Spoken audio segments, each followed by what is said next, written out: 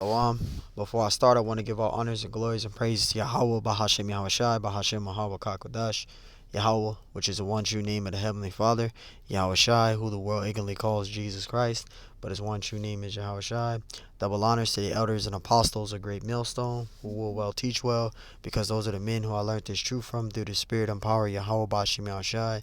Peace, blessings, salutations to the hopeful elect, and shalom to you, sincere brothers scattered abroad. Push forth this word in truth and sincerity.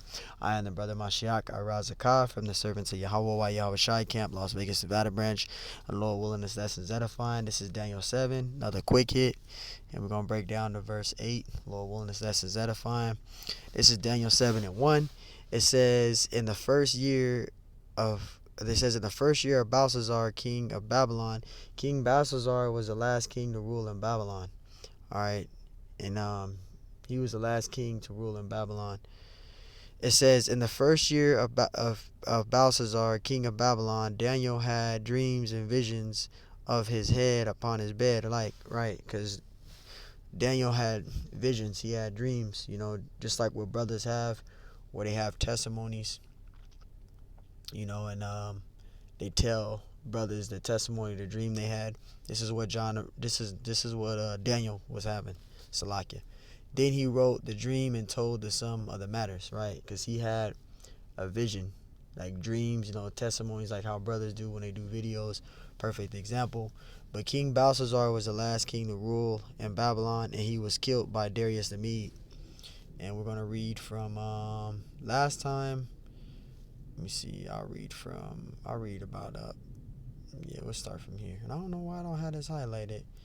We're going to read from verse 25 and down, right? It says, this is, not Daniel 6, Daniel 5, Salakia. Daniel 5 and 28. Now, this is going into King Belshazzar. He was the last king to rule in Babylon. He was killed by Darius the Mede. Because you had the Medes that came, and then you had the Persians, which became the Medo-Persian Empire. So you had the Assyrian Empire. Then you had the Babylonians came, which is one empire, which is the Babylonian Empire. Then you had the Medo-Persian Empire. Then you had the Greek Empire, and then you had the Roman Empire. This is Daniel 5 and 28. It says, Paris, thy kingdom is divided and given to the Medes and the Persians. See, King Belshazzar was the last king to rule in Babylon, but he was killed by Darius the Mede. You had the Medes that came first, then the Persians. And the Persians were mightier than the Medes. All right, they were more mightier in strength. Verse 29, it says, then commanded Belshazzar, and they clothed Daniel with scarlet, and put a chain of gold about his neck, and made a proclamation concerning him, that he should be the third ruler in the kingdom. Verse 30, in that night was Belshazzar, the king of the Chaldeans, slain. He was killed by Darius the Mede. Verse 31 proves it. And Darius the Mede took the kingdom, being about 62 years old. Right? So King Belshazzar was killed by Darius the Mede, and he was the last king to rule in Babylon. Verse 2, it says, Daniel spake and said, I saw in my vision by night, and behold, it says, the four winds of heaven strove upon the great sea. The great sea is the Mediterranean Sea. That's the great sea. Verse 3, and four great beasts came up from the sea, diverse from one to another. The four beasts is a representation of the four major empires, all right, which is the Babylonian Empire, the Medo-Persian Empire, the Greek Empire, and the Roman Empire. Those are the four beasts, which are the four major empires. We can prove that in verse 17. Daniel 7 and 17. These great beasts, which are four kings, which shall arise out of the earth. So there you go. The four beasts is representing the four major empires. Let's go back up. Verse 4. It says, the first was like a lion and had eagle's wings. And this is a representation of the Assyrian Empire.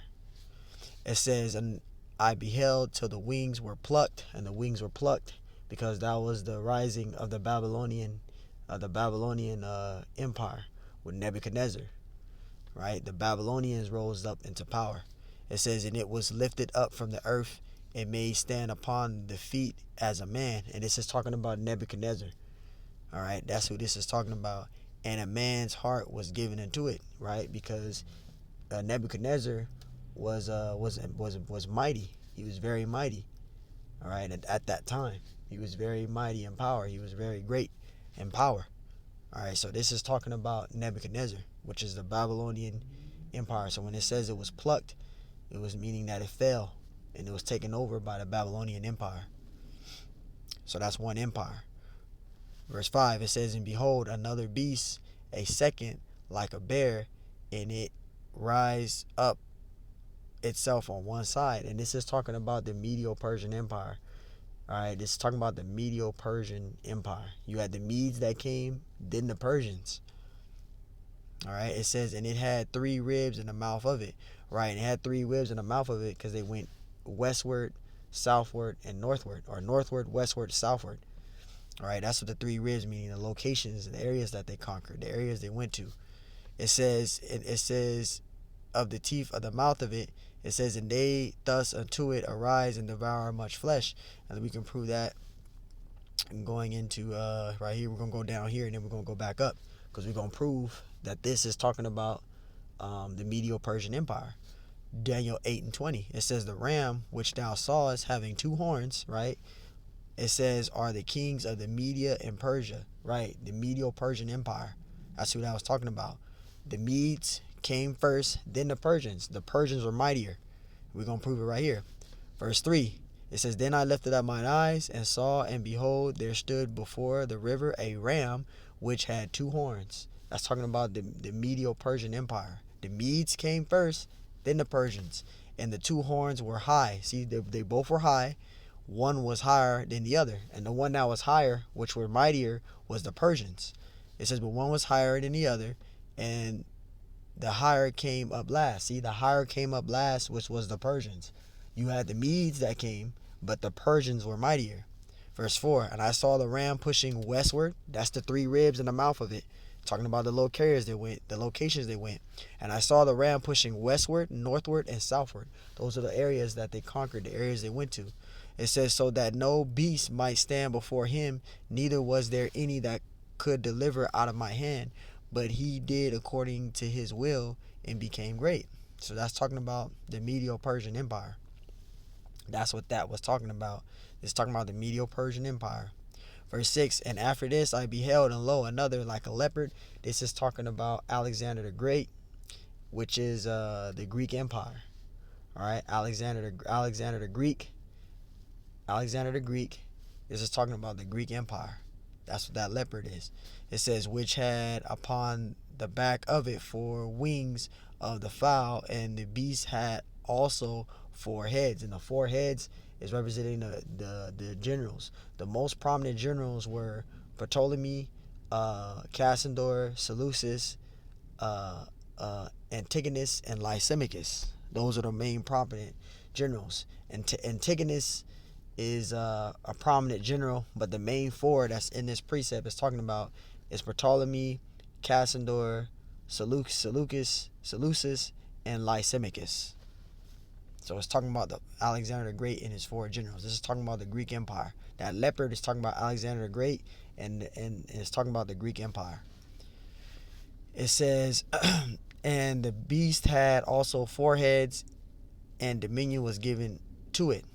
Verse 7, after this I saw in the mighty, and this I saw in the night visions, and behold, the 4th beast, which is talking about the 4th beast is talking about the Roman Empire. It says, dreadful and terrible and strong exceedingly, and it had great iron teeth, right? Because they were very strong. The Roman Empire was very powerful. They were strong. They used iron. They had the weaponry of iron. They were great in might. It says, and devoured and break in pieces and stamped the residue with the feet of it, and it was diverse from all the beasts that were before it, and it had 10 horns. See, so the Roman Empire was great. They had iron. They were strong in strength of iron. All right. Verse 8, and I considered the horns, and behold, there came up from among them 1 little horn. That little horn is talking about America, because America came out of the 7 heads in Revelations. It came, America is the 8th head, the eighth head, it came out from among the seven heads, which the seven heads is symbolic of the representation of the seven Edomite rulerships. That's what the seven heads is. The seven heads is the seven Edomite rulerships, the seven Edomite rulerships. And the 10 horns in Revelations, the 17th chapter, that's referring to the 10 European nations. All right.